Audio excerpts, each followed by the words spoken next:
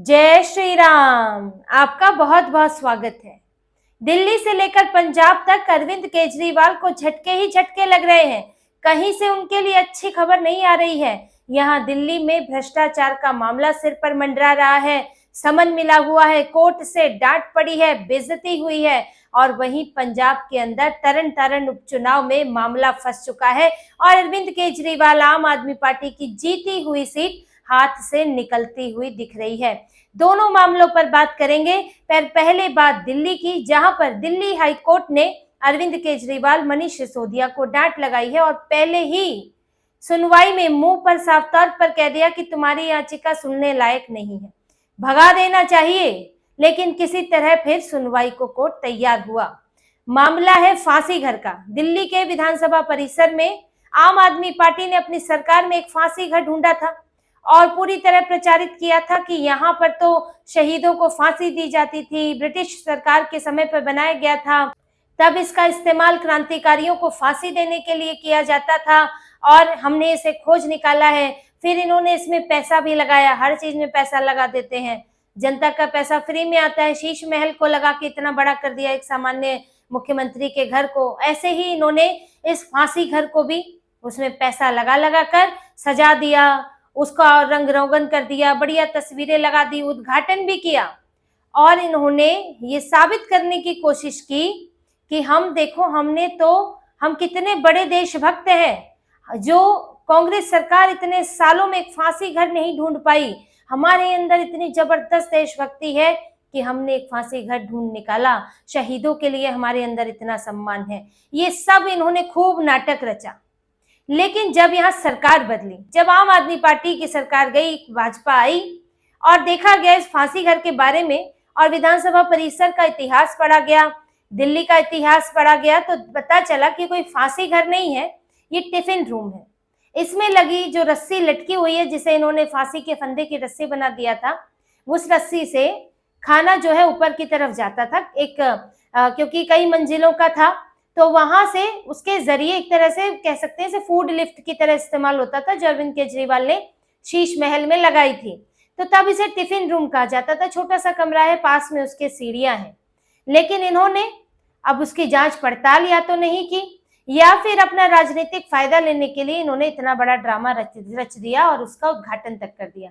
अब जब सच पता चला तो फिर उसकी जांच हो रही है कि इनको क्या पता था, नहीं पता था, और पता था तो इन्होंने इतना पैसा क्यों लगाया, और जो पैसा लगा क्या वो सही तरीके से खर्च हुआ।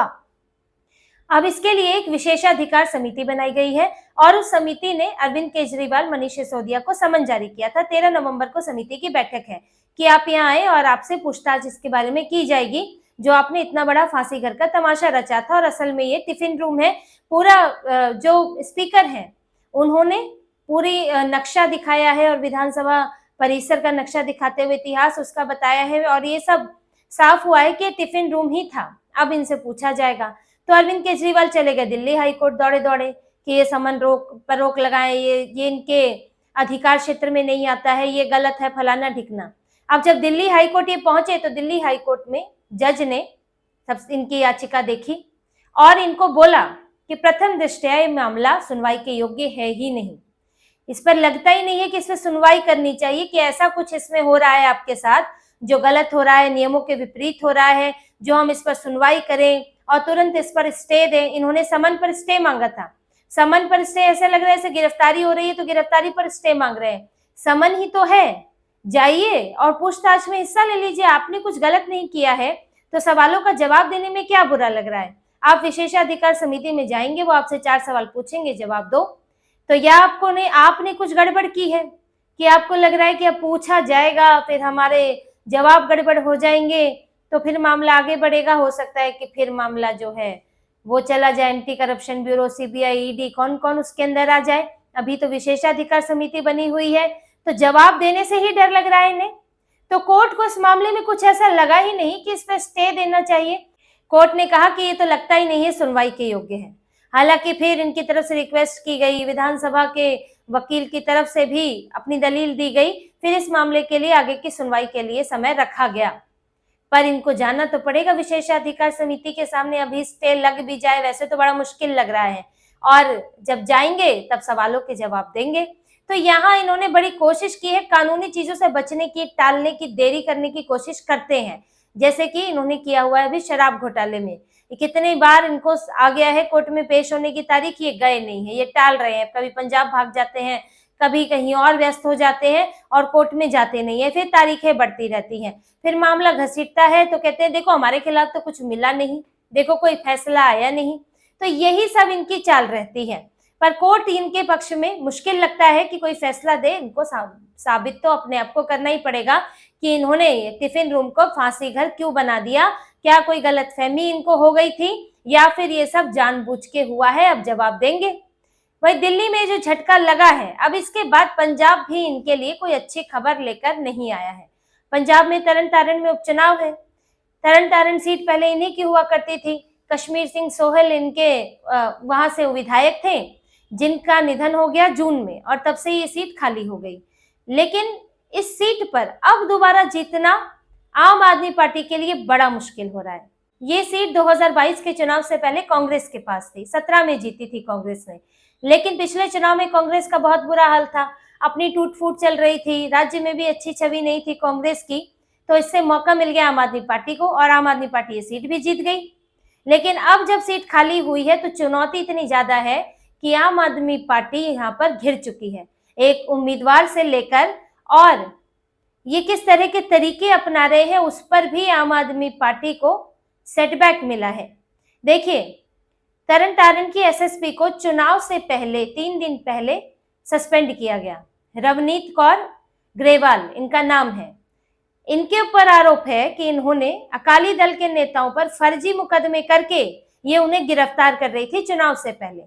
अकाली दल के कार्यकर्ताओं ने आरोप लगाया मुख्य निर्वाचन अधिकारी को कि ये फेयर चुनाव नहीं हो रहे हैं, पक्षपात हो रहा है और इसमें पुलिस का इस्तेमाल हो रहा है और हमको गिरफ्तार किया जा रहा है ताकि हम प्रचार ना कर सकें और तरन तारण में अकाली दल कमजोर पड़ जाए। फिर मुख्य चुनाव अधिकारी ने, निर्वाचन अधिकारी ने देखा भी और उनको कुछ इस तरह की चीजें मिली, ऐसे संकेत मिले जिसके बाद इन्हें सस्पेंड किया गया और फिर पुलिस आयुक्त को ही इसका अतिरिक्त प्रभार दे दिया गया है तरन तारण का। अब एसएसपी क्योंकि पंजाब सरकार के तहत आते हैं, पुलिस आती है सरकार के तहत, तो अब एसएसपी किसके इशारे पर कर रही थी? अपने मन से तो उनका मन हो नहीं रहा होगा कि अकाली दल वालों को गिरफ्तार कर ले। तो यानी कि आम आदमी पार्टी गलत तरीके अपना रही है, कोशिश कर रही है, जीत नहीं सकते तो जो प्रतिद्वंदी है, खासतौर से मजबूत प्रतिद्वंदी है, उनके खिलाफ सरकारी मशीनरी का इस्तेमाल किया जाए। देखिए, 2017 से पहले ये सीट 3 बार से अकाली दल जीत रहा था। हरमीत सिंह संधू इनके उम्मीदवार थे उस वक्त और इन्होंने जीती थी ये सीट, लगातार जीती थी। तो अकाली दल यहाँ पर मजबूत रहा है, कांग्रेस कमजोर हुई। पिछली बार अकाली दल की हालत भी ऐसी थी, वरना कांग्रेस से ये सीट अकाली दल के पास जा सकती थी। अब आम आदमी पार्टी ने क्या किया, जो पुराने इनके विधायक थे अकाली दल के, हरमीत सिंह संधू, उनको अपना उम्मीदवार बना लिया। लेकिन फिर भी यहाँ पर अकाली दल का ठीक ठाक प्रभाव है, लंबे समय तक ये सीट उसके पास रही है, अच्छी खासी पकड़ रखती है।